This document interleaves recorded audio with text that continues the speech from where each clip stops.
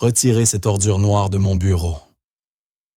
Omar Al-Rachid domine de sa haute stature la fillette de 12 ans Amara Diop, tandis qu'elle vide silencieusement sa corbeille à papier. Ses petites mains serrent le sac plastique, cherchant à se faire oublier. Il donne un coup de pied dans la poubelle, projetant des papiers sur le sol de marbre. « Sale petite vermine », marmonne-t-il en arabe à son assistant, la file inutile de la femme de ménage. Son assistant rit. « Elle est aussi stupide que sa mère singe. » Omar saisit le poignet d'Amara, ses bagues luxueuses s'enfonçant dans sa peau. « Tu ne comprends rien, n'est-ce pas, petit animal ?» Amara lève brièvement les yeux. Ses prunelles sombres croisent les siennes. Elle ne dit rien, ramasse simplement les papiers éparpillés. Il la repousse. Ces imbéciles de Français, nous leur volerons leurs 500 millions d'euros pendant que cette ordure nettoie derrière nous. Omar redresse son costume à 10 000 $, écrasant les feuilles qu'Amara vient de ramasser. Mais ce qu'il ignore, c'est que cet enfant qu'il croit sans valeur comprend chaque mot, chaque insulte, chaque détail de son plan criminel. Et dans exactement 72 heures, elle utilisera ce savoir pour faire s'écrouler tout son empire. La lumière fluorescente clignote au-dessus d'elle, tandis qu'Amara aide sa mère Aïcha Diop à ranger les produits de nettoyage. L'odeur du désinfectant se mêle au cliquetis des seaux en métal. Ce monsieur Omar a dit des choses affreuses aujourd'hui, chuchote Amara en jetant un regard vers la porte. Aïcha ne lève pas les yeux de ses feuilles d'inventaire. « Chérie, tu sais qu'il ne faut pas écouter les affaires des adultes. Reste discrète. » Et il a dit qu'il allait voler l'argent de monsieur David Laurent. La voix d'Amara tremble. 500 millions d'euros. Aïcha se fige son stylo, suspendu au-dessus de la liste. « Qu'est-ce que tu racontes, Amara? Tu ne parles même pas arabe. »« Si, maman. » Les mots jaillissent d'Amara. « Il m'a traité d'ordure. Il t'a traité de singe. Il a dit que les Français sont stupides et qu'il va les duper avec de faux contrats. » Le stylo glisse des doigts d'Aïcha et tombe sur le béton. « Ma chérie, c'est impossible. Tu n'as jamais appris. Je me suis enseignée toute seule. » Amara sort son vieux téléphone faisant défiler ses applis d'apprentissage de langue. Des vidéos YouTube, des appels d'aide aux réfugiés. Madame Fatima de l'appartement 3B m'enseigne le somali et j'ai appris l'arabe grâce à ses amis. Aïcha fixe sa fille comme si elle la voyait pour la première fois. Tu as vraiment compris ce qu'il disait. Chaque mot. Les yeux d'Amara se remplissent de larmes. Il va faire du mal, maman. Le projet HLM dont il parlait, c'est là que la famille de Jamal devait emménager, où les enfants Gonzalez pourraient enfin avoir leur propre chambre. Aïcha s'assied sur un seau, retournait les mains tremblantes. Parler pourrait lui coûter son emploi, leur couverture santé, tout ce qu'elles ont construit. Mais en voyant le regard déterminé de sa fille, elle y perçoit quelque chose qu'elle n'avait jamais remarqué, une intelligence brûlante, une boussole morale, inébranlable. « Qu'a-t-il dit exactement, ma chérie ?» Amara inspire profondément. « Il a dit que lundi serait trop tard pour les arrêter. Maman, il faut prévenir quelqu'un. Il faut prévenir Monsieur Laurent. » Monsieur Laurent. La voix d'Aïcha se brise.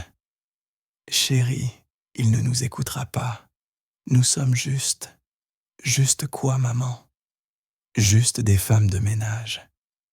Des personnes qui ne comptent pas. » La question plane comme un défi. La main du vigile frôle sa radio, tandis qu'Aïcha monte à l'étage de direction Amara, sur ses talons son sac d'école et ses baskets aux pieds. Madame Monsieur Laurent n'a autorisé aucune. « C'est bon, Marcus. » La voix de David Laurent résonne depuis l'embrasure de son bureau.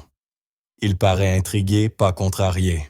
« Madame Diop, tout va bien, il est tard. » Les mains d'Aïcha tordent le chiffon qu'elle tient encore. « Monsieur Laurent, Je suis désolé de vous déranger, mais ma fille, elle dit avoir entendu quelque chose d'important au sujet de votre contrat de demain. » Les sourcils de David se haussent, tandis qu'il observe Amara à moitié cachée derrière sa mère. « Votre fille. » Entrez toutes les deux. Le bureau sent le cuir de luxe et le café. Amara s'assoit au bord d'un vaste fauteuil, les pieds à peine posés au sol. « Alors, de quoi s'agit-il » demande David, en s'installant derrière son bureau. L'homme à la montre luxueuse. « Monsieur Omar, il parlait en arabe. Il a dit des choses en arabe. » David se penche en avant. « Ma chérie, je ne crois pas que tu comprennes. Il a dit que vous êtes un idiot, que les Français sont stupides et faciles à duper. » La voix d'Amara se raffermit. Il prévoit de vous voler de l'argent grâce à des termes de contrat falsifiés. David échange un regard avec Aïcha, puis parle doucement. « Ma petite, parfois les adultes emploient de grands mots qui font peur, mais… » Amara se redresse. L'arabe coule de ses lèvres avec une prononciation parfaite. La tasse de café de David reste suspendue à mi-chemin. Il a dit « Nous prendrons tout à cette société stupide », traduit Amara.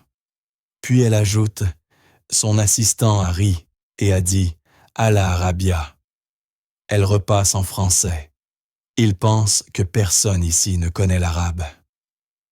David repose sa tasse les mains tremblantes. « Où? Comment sais-tu l'arabe? » Surtout grâce à YouTube. Et Madame Fatima au-dessus m'enseigne « J'aide à traduire pour les enfants réfugiés au centre social. » Amara sort son téléphone. « Vous voulez que je vous montre? » Elle ouvre une appli d'actualité et lance un clip d'Al Jazeera. Tandis que l'arabe rapide s'échappe du haut-parleur, Amara traduit simultanément. Le journaliste dit que le Parlement égyptien a voté de nouveaux accords commerciaux. Le chef de l'opposition affirme que le président cache de la corruption dans les contrats d'infrastructure. La mâchoire de David Laurent se décroche. La traduction est parfaite, capturant non seulement les mots, mais aussi le contexte et les nuances politiques. Amara, sa voix n'était qu'un murmure. Qu'a exactement dit M. Omar au sujet de notre accord? Il a utilisé des termes juridiques arabes, mélangés à des phrases ordinaires pour embrouiller n'importe quel traducteur que vous pourriez engager. Il a dit que le véritable contrat lui donne le contrôle après 6 mois, pas à vous. Et il y a des mots cachés qui vous obligeraient à payer des pénalités si vous essayez d'arrêter l'accord. Elle glisse de sa chaise et s'approche du bureau. « Monsieur Laurent, puis-je voir le contrat? » Les mains tremblantes, David tend les sections en arabe. Amara les parcourt rapidement son doigt de jeune fille, suivant le texte. « Ici, dit-elle, en montrant un paragraphe apparemment anodin. Il est écrit « partenariat temporaire ». Mais dans la structure juridique arabe temporaire, signifie en réalité jusqu'au transfert de l'autorité principale. Et ce mot ici, elle en tapote un autre, dans le dialecte émirati, signifie propriété complète, pas gestion partagée, comme votre traducteur a probablement dit. David fixe le contrat, puis cette fillette de 12 ans qui vient de mettre à jour une fraude de plusieurs millions d'euros. « Il y a autre chose, monsieur Laurent, » murmure Amara. Il a parlé d'autres entreprises françaises qu'ils ont déjà piégées, et il a ri de la facilité de la manœuvre, parce que, dit-il, les Français n'apprennent jamais assez bien l'arabe pour les démasquer. Le bureau tombe dans un silence, à peine troublé par le bourdonnement de la climatisation. David regarde Aïcha qui semble aussi abasourdie que lui. « Madame Diop, finit-il par dire, votre fille vient peut-être de sauver notre cabinet de la plus grande fraude de notre histoire. » Amara remonte sur sa chaise. « Monsieur Laurent, la signature est prévue demain, n'est-ce pas? » Il a dit qu'il l'avait avancée parce qu'il veut piéger les Français avant qu'ils ne se méfient. David tend la main vers son téléphone, les doigts tremblants. Je dois appeler mon équipe juridique immédiatement. Attendez. Amara lève une petite main. Il a aussi parlé d'un avocat français, déjà payé pour les aider si quelque chose tournait mal. Quelqu'un dans votre entreprise. La température de la pièce semble chuter de 10 degrés. Amara, alors âgée de 7 ans, collait son visage à la fenêtre de leur appartement, observant une famille somalienne de l'autre côté de la cour, qui peinait à remplir des documents en français. Madame Fatima tenait des papiers officiels, des larmes coulant sur ses joues, tandis qu'elle tentait de se faire comprendre d'un employé du service du logement.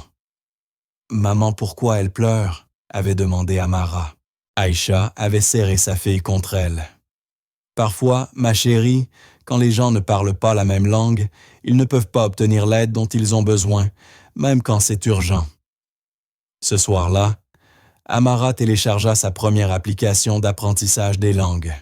Retour au présent, dans le bureau de David. « J'ai commencé avec l'espagnol », explique Amara doucement, ses petites mains croisées sur ses genoux. Pour les enfants de l'école, dont les parents ne pouvaient pas venir aux réunions avec les professeurs. Puis l'arabe, quand les familles réfugiées ont commencé à emménager dans notre immeuble. David se penche captivé. « Combien de langues parles-tu, Amara? » « 8 couramment, et j'en travaille 3 autres. » Elle hausse les épaules, comme si ce n'était rien d'extraordinaire. « Madame Gonzalez m'a appris le portugais. Monsieur Kim m'aide pour le coréen. Les autres, je les apprends seul en ligne. » La voix d'Aïcha se brise de fierté et de douleur. Elle reste parfois éveillée jusqu'à minuit, à écouter les infos étrangères, à aider les voisins à remplir des formulaires. Je croyais qu'elle jouait à des jeux sur ce téléphone. « Pourquoi les langues m'apucent ?» demande David avec douceur. Amara lève les yeux, plus sage que son âge. « Parce que quand les gens ne se comprennent pas, de mauvaises choses arrivent. Les enfants ont peur, les familles sont séparées. Des gens comme Monsieur Omar pensent qu'ils peuvent tromper tout le monde. » Elle sort de son sac un cahier usé, rempli de caractères arabes, de vocabulaire espagnol, de signes coréens, tous tracés d'une écriture de 12 ans, mais soignée. Maman dit toujours que notre esprit est un cadeau de Dieu. Mais elle dit aussi que les cadeaux sont faits pour être partagés, pas cachés. Amara suit du doigt une phrase en arabe. Ceci veut dire « La connaissance est lumière ». Je l'ai appris en aidant Monsieur Ahmed pour son test de naturalisation.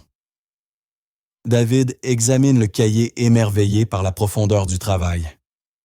Amara, c'est du niveau universitaire. Je sais.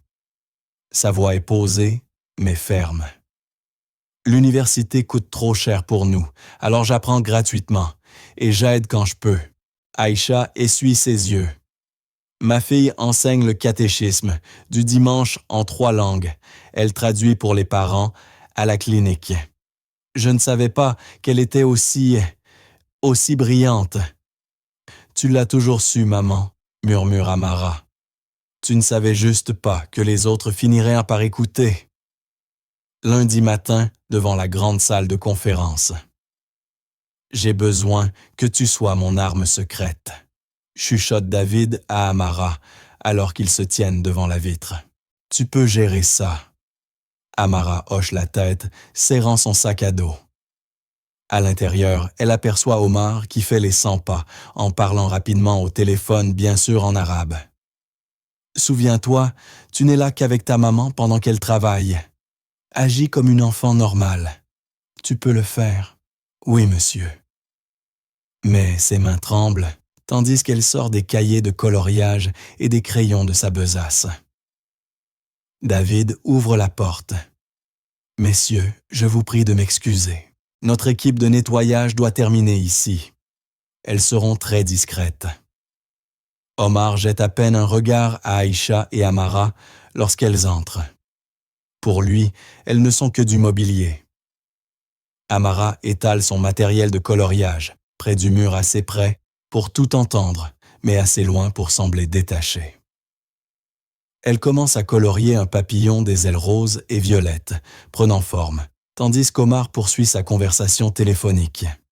« Nam kul shir almar », dit Omar dans son téléphone. « Oui, tout se déroule comme prévu. » Le crayon d'Amara s'interrompt une fraction de seconde, puis continue sa course sur le papier. « Altra liadat, al-mashou bil kamil ». Les Français ne savent rien des lois commerciales islamiques. Nous utiliserons cette faille pour contrôler complètement le projet. Une aile du papillon se colore un peu trop fort. Le crayon appuie profondément sur la feuille.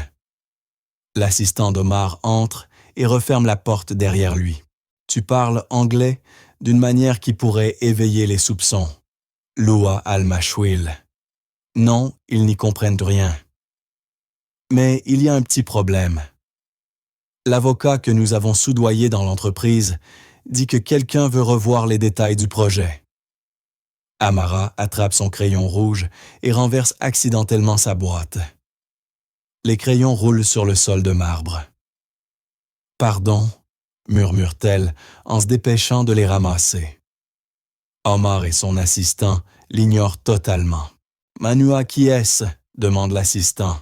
« La Louis Kouanou.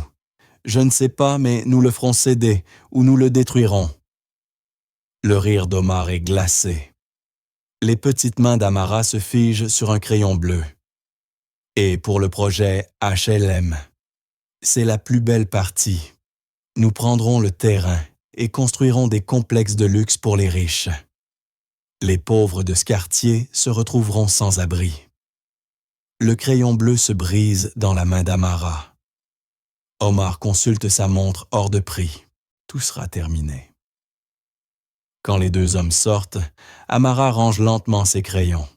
Son dessin de papillon reste oublié, une aile parfaite, l'autre déchirée, là où elle a trop appuyé, en entendant parler des familles chassées de leur foyer. David s'approche doucement.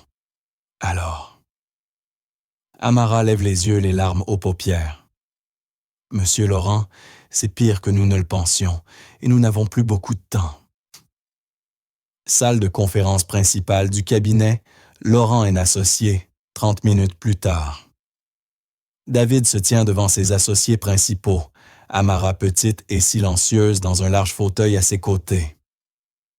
La table en acajou s'étire entre eux, comme la barre d'un tribunal. « Zara, si je comprends bien, » dit l'associé principal, Marguerite Dubois, ajustant ses lunettes de créatrice.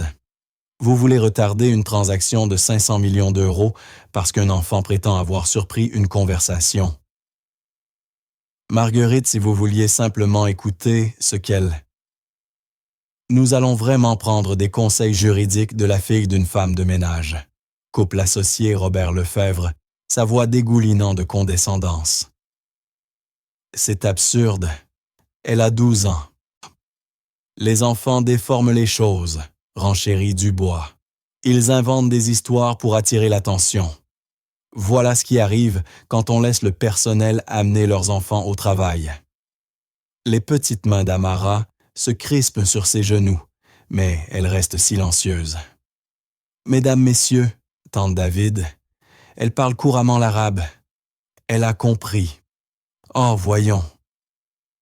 L'associé Jacques Bernard s'enfonce dans son fauteuil en cuir. Ces gamins regardent trop la télévision. Elle a dû saisir quelques mots dans un film et se prend pour une traductrice. Peut-être a-t-elle mal compris, ajoute Lefebvre d'un ton dédaigneux. Vous savez comment ces gens peuvent être, ils voient des complots partout. Le silence tombe. L'insinuation raciste flotte dans l'air comme un gaz toxique. Aïcha se tortille près de la porte, prête à emmener sa fille loin de là. Dubois reprend. Et même si cet enfant avait entendu quelque chose, nous avons des traducteurs professionnels. Nos contrats sont vérifiés par les meilleurs juristes de la ville. Vous proposez de faire confiance à une fillette de 12 ans, plutôt qu'à des diplômés de la Sorbonne. Je propose, réplique David d'un ton ferme, d'écouter quelqu'un qui pourrait détenir une information cruciale. De l'information, ricane Bernard. David, c'est une gamine d'un quartier HLM. Elle devrait être à l'école, pas dans une salle de conseil à inventer des histoires de complot international. Quoi ensuite? On va demander aux gardiens de nous conseiller sur une fusion. Ou aux vigiles de revoir nos impôts. Ça suffit. David frappe la table de la main. Mais Dubois n'a pas terminé. David, je comprends que vous vouliez paraître progressiste, mais c'est une entreprise, pas une œuvre de charité. Nous ne pouvons pas prendre de décisions basées sur les fantaisies de la gamine d'une femme de ménage. Surveillez votre langage, Marguerite. Ou quoi? Vous allez me renvoyer pour avoir dit la vérité? Cette petite devrait être chez elle, à jouer à la poupée, pas à faire semblant de comprendre les affaires des adultes. Amara parle enfin d'une voix à peine plus forte qu'un souffle. Puis-je poser une question à M. Lefebvre? Les associés échangent des regards. Dubois lève les yeux au ciel. « Vas-y, ma petite », encourage David. Amara fixe Lefebvre. « Vous avez dit « Magnum la Harvard Law » dans votre présentation, mais vous avez mal prononcé Magna. C'est Magna, pas Magna. En latin, l'accent se met sur l'avant-dernière syllabe quand elle contient une voyelle longue. La salle devient muette. Et, Monsieur Bernard, quand vous avez dit que nous devrions faire confiance aux meilleurs juristes, vous avez utilisé un modificateur suspendu. Il faudrait dire « Les meilleurs juristes devraient nous faire confiance », si c'est ce que vous vouliez dire. Le visage de Bernard vire au rouge. Et, Madame Dubois, vous avez dit ces gens 2 fois. J'ai compté. Ma maman m'a appris que quand quelqu'un dit ces gens, cela veut généralement dire des gens que je ne respecte pas. La bouche de Dubois s'ouvre et se referme comme un poisson. David esquisse un sourire sévère. Alors, voulons-nous tester son arabe ou êtes-vous convaincu que l'intelligence n'a pas d'âge? Les associés se tortillent dans leurs costumes hors de prix, soudain passionnés par leurs bloc-notes. 45 minutes avant la signature, David se tourne vers ses partenaires, maintenant silencieux. « Mesdames, Messieurs, je vous présente notre nouvelle consultante linguistique. Amara, es-tu prête à nous aider à sauver cet accord? » Les associés principaux restent pétrifiés, tandis que David expose le plan. L'équipe d'Omar sera ici dans 30 minutes pour la négociation finale. Amara restera tranquillement dans un coin avec sa tablette semblant jouer à des jeux éducatifs. En réalité, elle surveillera toutes les communications en arabe et nous transmettra les informations. Dubois commence à protester, mais David l'interrompt. « Marguerite, à moins que vous n'ayez soudainement appris l'arabe cette nuit, je vous suggère d'écouter. » Amara ouvre sa tablette et leur montre une simple application de dessin. Je vais l'utiliser pour vous envoyer des signaux. Un point rouge signifie qu'ils mentent. Un point bleu, une information importante. Un point vert, qu'ils disent la vérité sur quelque chose. C'est plutôt sophistiqué, admet Lefebvre à contre-cœur. Les portes de la salle de conférence s'ouvrent. Omar entre d'un pas assuré avec son équipe juridique, parlant un arabe rapide à son assistant. La signature, l'argent sera entièrement entre nos mains. Le doigt d'Amara glisse sur l'écran de sa tablette. Pour quiconque la regarde, elle colorie une maison, mais elle touche un point rouge qui apparaît sur le téléphone de David. « Messieurs, bienvenue », salue David chaleureusement. « Prêt à finaliser ce partenariat? » « Bien sûr », répond Omar en souriant.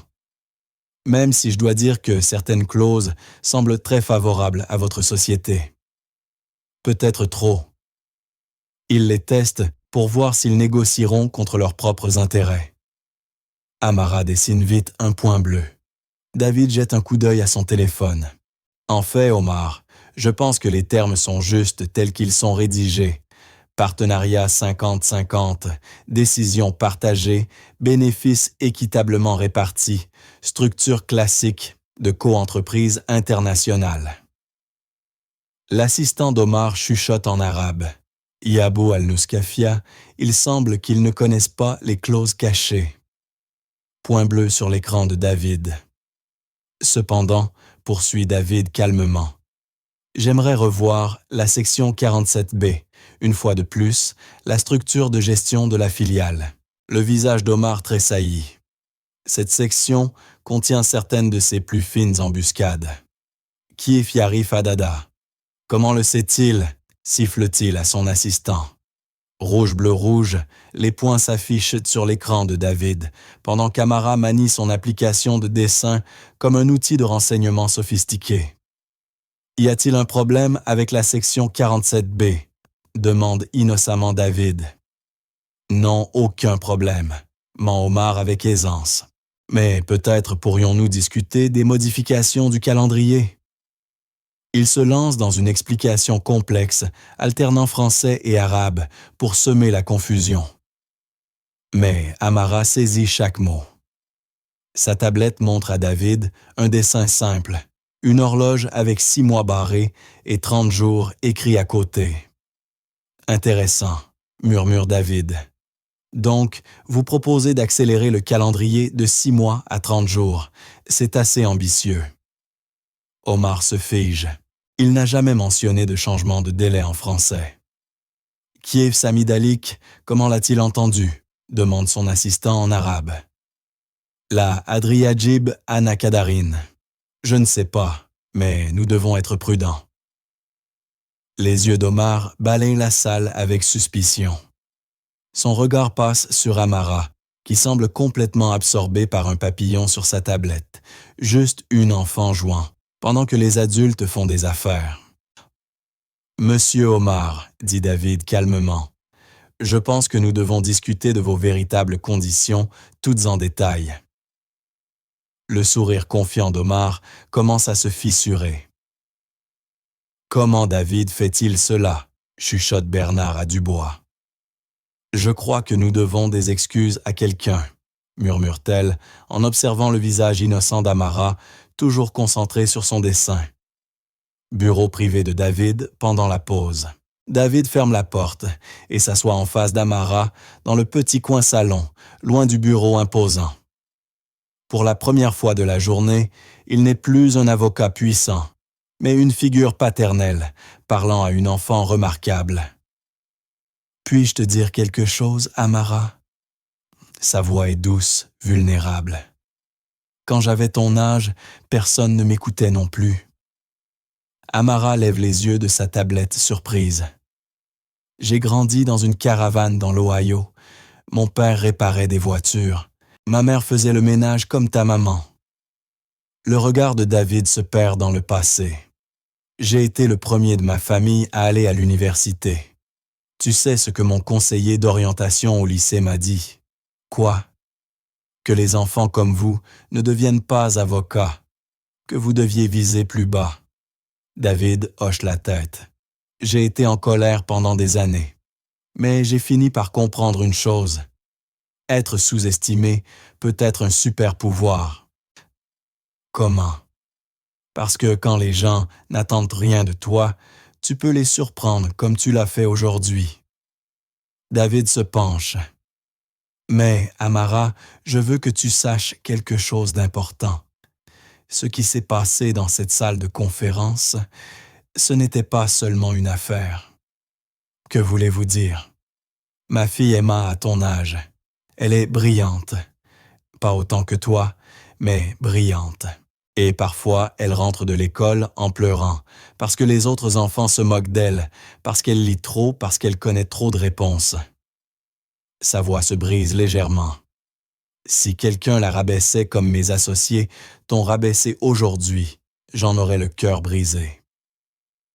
Amara fait tourner le stylet de sa tablette entre ses doigts. Les gens pensent que je suis bizarre, parce que j'aime les langues plus que TikTok. Tu sais ce qui est vraiment étrange, dit David avec un sourire triste. Un monde où une enfant de 12 ans doit sauver des adultes de leur propre ignorance. Amara, ce que tu as fait aujourd'hui, comprendre ces conversations en arabe, déjouer cette fraude, ce n'était pas de la chance. C'était des années de travail acharné, de dévouement et de génie naturel. Je voulais juste aider les enfants réfugiés du centre social qui ne peuvent pas parler avec leurs professeurs. Et c'est exactement pour cela que tu es exceptionnel. Tu n'as pas appris 8 langues pour te vanter. Tu les as apprises pour aider les autres. La voix de David se fait ferme, pleine de conviction. C'est la différence entre l'intelligence et la sagesse. Tu possèdes les deux. Aïcha apparaît dans l'embrasure de la porte. On nous rappelle. David se lève et tend la main à Amara, prête à changer l'histoire partenaire. Amara saisit sa main, ses petits doigts se refermant sur les siens. Monsieur Laurent, quand tout sera terminé, je pourrai rencontrer Emma. Peut-être lui enseigner un peu d'arabe. Elle adorerait. Elle pourra t'apprendre le foot, elle en est folle.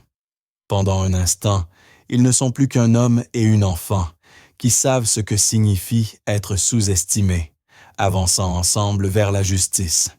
Salle de conférence, confrontation finale. Omar revient avec une mallette pleine de nouveaux documents et une froideur dans le regard, qui n'y était pas auparavant. Son assistant porte un enregistreur numérique. Il se montre plus prudent que jamais. Monsieur Laurent. La voix d'Omar est une soie recouvrant l'acier. J'ai apporté des contrats révisés, termes finaux non négociables. Il étale des documents juridiques épais sur la table en acajou. Les sections en arabe sont encore plus complexes qu'avant, mêlant un texte archaïque dense à un dialecte du Golfe moderne.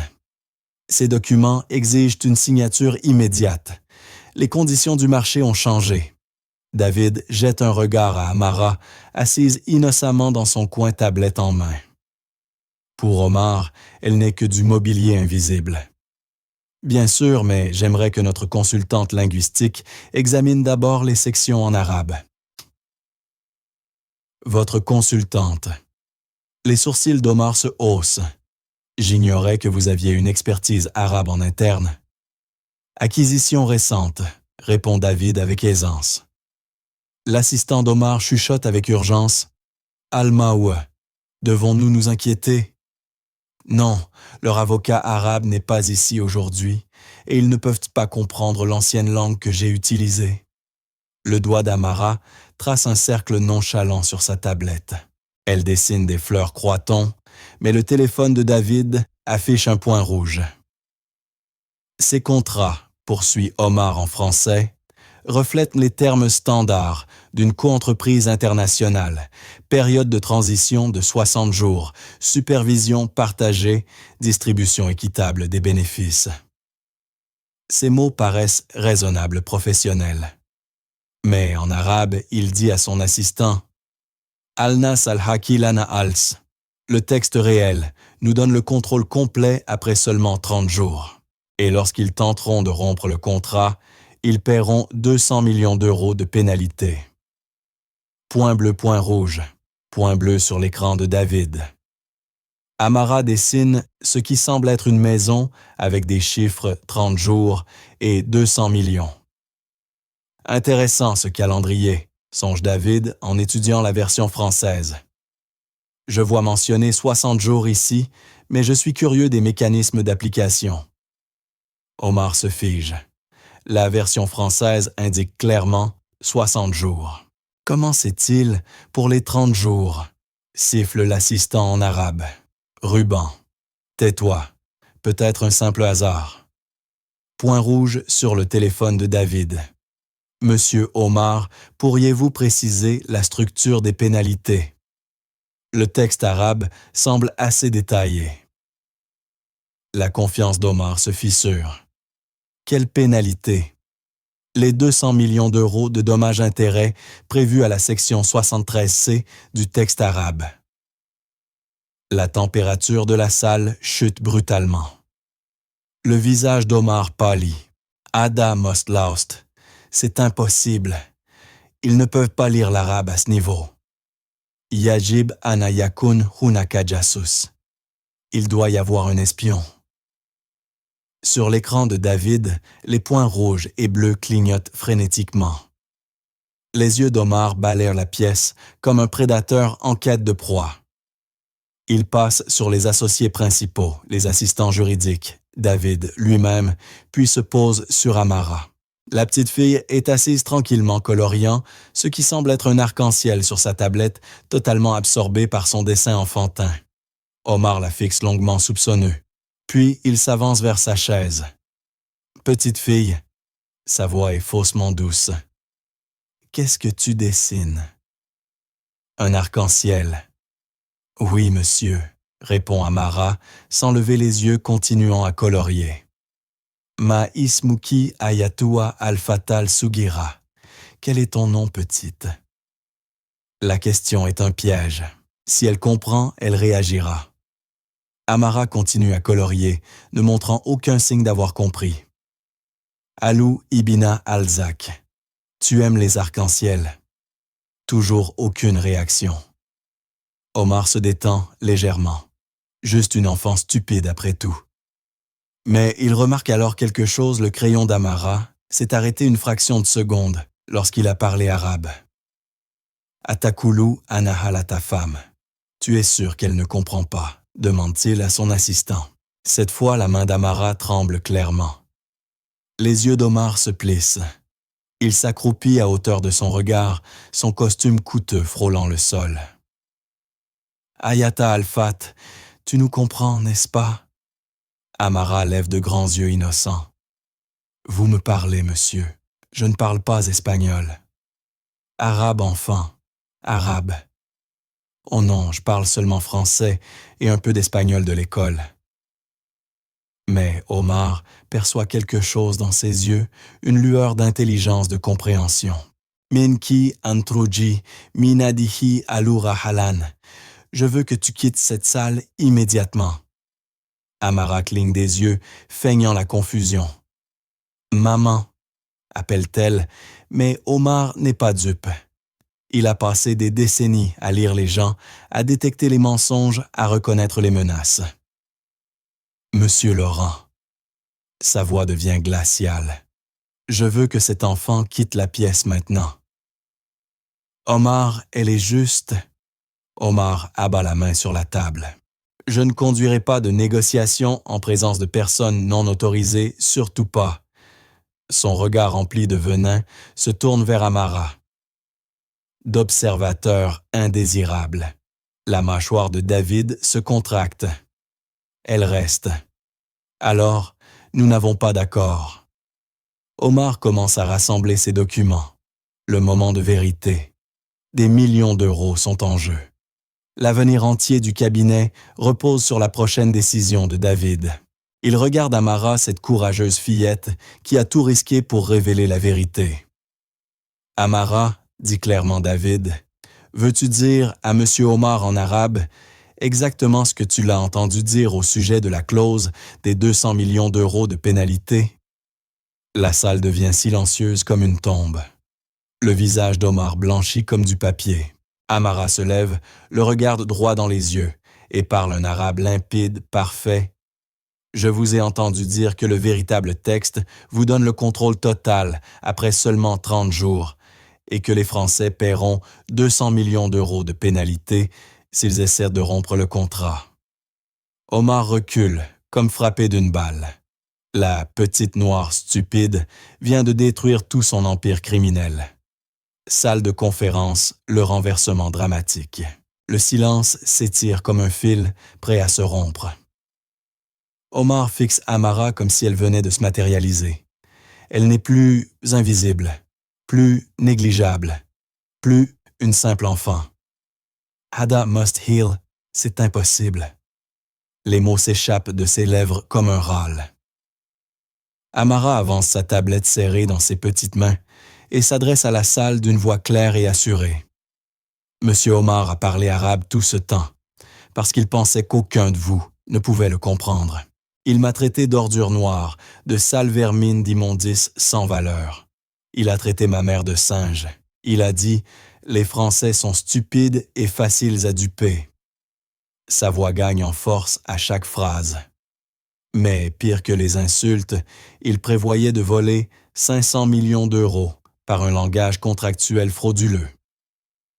Le texte arabe lui donne la pleine propriété du projet après 30 jours pas 60. Si vous tentez de l'arrêter, vous payez 200 millions d'euros de pénalité. Et pour le projet de logements sociaux, il prévoit de tout raser pour construire des complexes de luxe pour les riches. L'assistant d'Omar se précipite vers la porte, mais l'équipe de sécurité de David, discrètement appelée pendant la pause, lui barre la sortie. Amara poursuit sortant sa tablette. J'ai tout enregistré. Elle touche l'écran. La voix d'Omar emplit la pièce, parlant en arabe, tandis que des sous-titres français défilent. Nous prendrons tout à cette société stupide. Les Français ne connaissent rien aux lois commerciales islamiques. Nous le ferons céder ou nous le détruirons. Les pauvres de ce quartier se retrouveront sans abri. La main de Dubois se porte à sa bouche. Bernard pâlit. Lefebvre fixe Amara comme s'il voyait un ange. « Tu m'as enregistré. » La voix d'Omar n'est plus qu'un souffle. « J'ai tout enregistré, monsieur Omar, y compris vos rires en disant que vous aviez déjà fait cela à d'autres entreprises françaises et la mention de l'avocat que vous avez soudoyé dans ce cabinet. » David s'avance. « Omar Al-Rachid, j'annule cet accord avec effet immédiat. De plus, je vais signaler cette tentative de fraude à la police judiciaire, à l'autorité des marchés financiers et aux autorités internationales. Attendez. » Omar lève les mains désespéré. « S'il vous plaît, laissez-moi expliquer. » « Expliquez-vous devant un juge, » coupe David. Mais Amara n'a pas terminé. Elle s'avance directement vers Omar, cette petite fille de 12 ans, faisant face à un homme qui a tenté de voler un demi-milliard d'euros. « Monsieur Omar », sa voix est calme, d'une maturité impressionnante.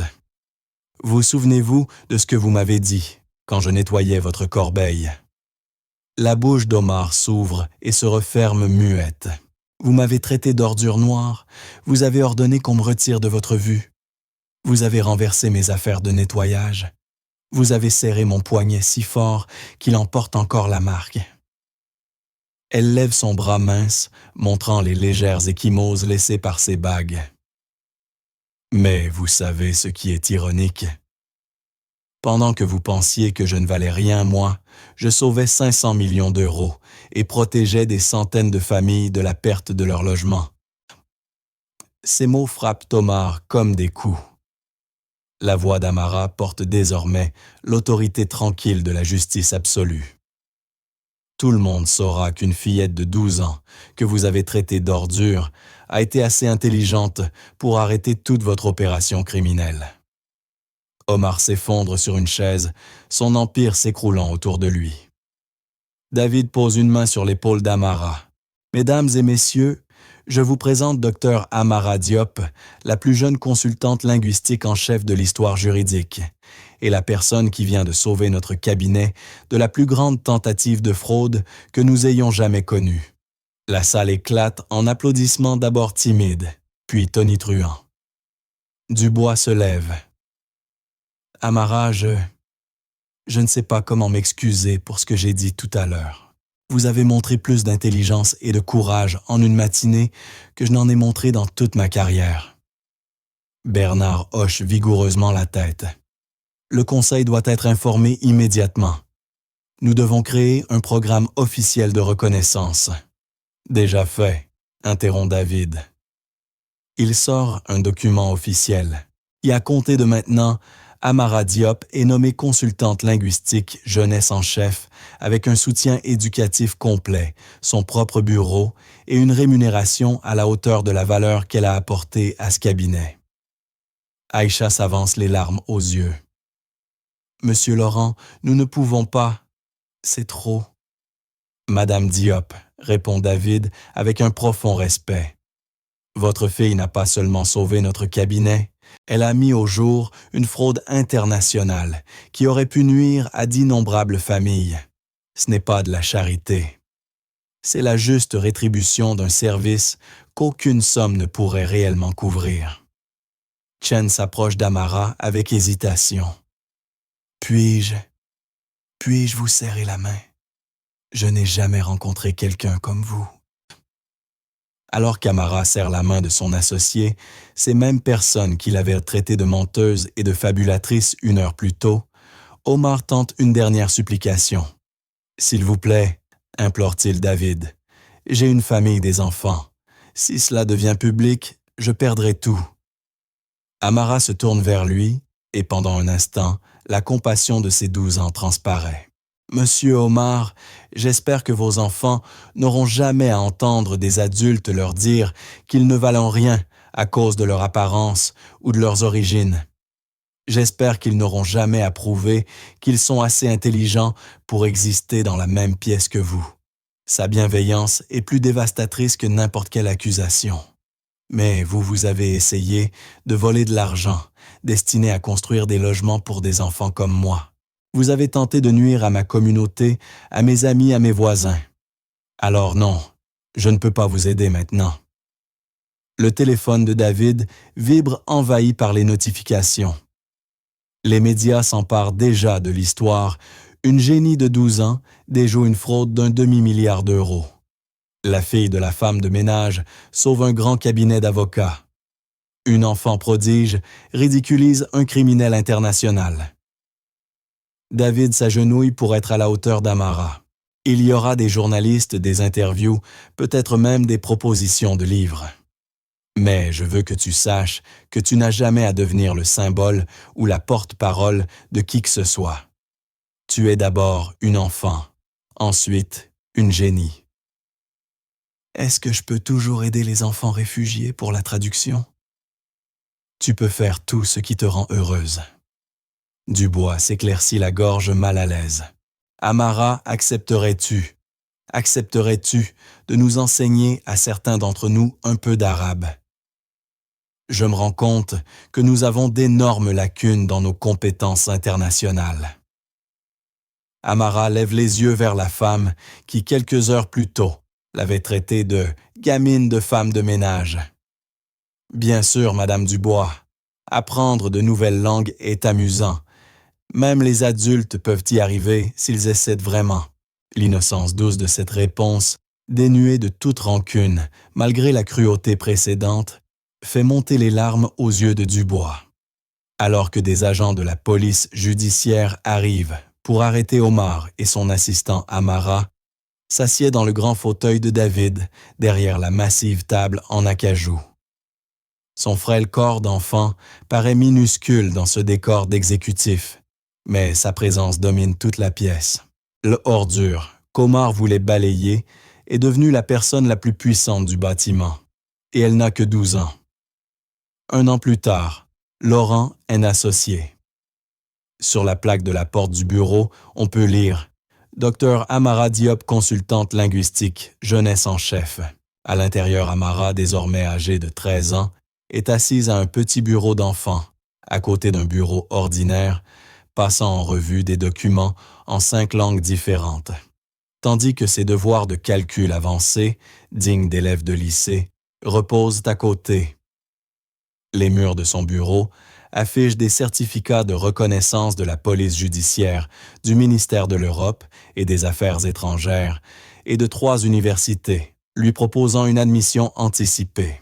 Mais la place d'honneur revient à une photo encadrée Amara, enseignant l'arabe à un groupe d'enfants réfugiés au centre communautaire, tous riant de ce qu'elle vient d'écrire au tableau.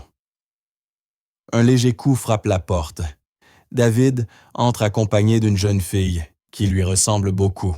« Amara, je voudrais te présenter ma fille Emma. » Emma, blonde et timide, serre un ballon de football et dévisage Amara avec un mélange de respect et de nervosité. « Papa dit que tu parles 100 de langues, » chuchote Emma. « Seulement 12 couramment, » sourit Amara en fermant son manuel. « Mais je travaille le mandarin. » Tu veux entendre quelque chose de chouette en arabe? Vraiment. Uhibu Kurat al-Kadaman. Amara désigne le ballon d'Emma. Ça veut dire « j'aime le football moi aussi ». Mon amie Leila m'a appris tout le vocabulaire du foot quand elle est arrivée de Syrie. Le visage d'Emma s'illumine. Tu pourrais m'apprendre à dire but dans différentes langues. Pendant l'heure qui suit, les deux filles s'installent en tailleur sur le tapis du bureau d'Amara, échangeant leurs connaissances. Emma montre des gestes de foot, tandis qu'Amara commente le jeu en plusieurs langues, provoquant leurs éclats de rire. David observe depuis l'embrasure de la porte, se souvenant que, 1 an auparavant, ses collègues avaient à mépriser cette enfant brillante, en la traitant d'ordure. « Monsieur Laurent », dit Aïcha en s'approchant, vêtue de la tenue professionnelle de sa nouvelle fonction de directrice de l'action communautaire. « Le comité des bourses est prêt pour vous. » Dans la grande salle de conférence, la même où Omar avait jadis traité Amara d'ordure David, s'adresse à un groupe varié d'adolescents et de leurs parents. La Fondation Amara Diop a approuvé cette année des bourses complètes pour 15 élèves, annonce-t-il. Chaque lauréat a été nommé par quelqu'un qui a vu un potentiel que d'autres avaient manqué. Parmi eux, un élève sans abri, mais brillant, une adolescente mère célibataire préparant son équivalent du bac, un jeune homme dont les troubles d'apprentissage cachaient un génie mathématique, et une jeune fille sourde dont la maîtrise de la langue des signes française la destine aux relations internationales. Mais avant de célébrer, poursuit David, je veux que vous écoutiez quelqu'un de spécial. Amara entre dans la salle. Ce n'est plus l'enfant invisible avec ses produits de nettoyage. Elle porte une simple robe et une assurance tranquille qui impose le respect immédiat. Il y a 1 an, un homme très puissant m'a regardé et n'a vu qu'une ordure noire et sale, commence-t-elle. Il pensait que j'étais trop jeune, trop pauvre, trop différente pour avoir de l'importance. Il avait tort. Elle marque une pause, regardant chaque lauréat. Mais voici ce que j'ai appris. Il n'avait pas tort, parce que je suis spécial. Il avait tort, parce que chaque personne dans cette pièce est spéciale. Chacun possède des dons dont le monde a besoin, même si le monde ne le sait pas encore. Une jeune mère essuie des larmes. La partie la plus difficile n'est pas de prouver que vous êtes assez intelligent ou assez bon. La partie la plus difficile est d'y croire vous-même quand tout le monde vous dit le contraire. La voix d'Amara se fait plus forte. Je suis ici pour vous dire, vous êtes suffisant. Vous avez de la valeur. Vous êtes brillant. Et un jour, vous aurez l'occasion de le prouver. Elle se tourne pour s'adresser à toute la salle. Mais ce n'est pas seulement au sujet des personnes qui reçoivent une bourse aujourd'hui. Il s'agit de nous tous, d'apprendre à regarder différemment. Amara avance jusqu'à l'endroit précis où Omar s'était autrefois tenu, là où il l'avait méprisée, comme si elle n'était rien. Regardez autour de vous, dans vos écoles, vos lieux de travail, vos quartiers. Qui ne voyez-vous pas? Quelle voix n'entendez-vous pas?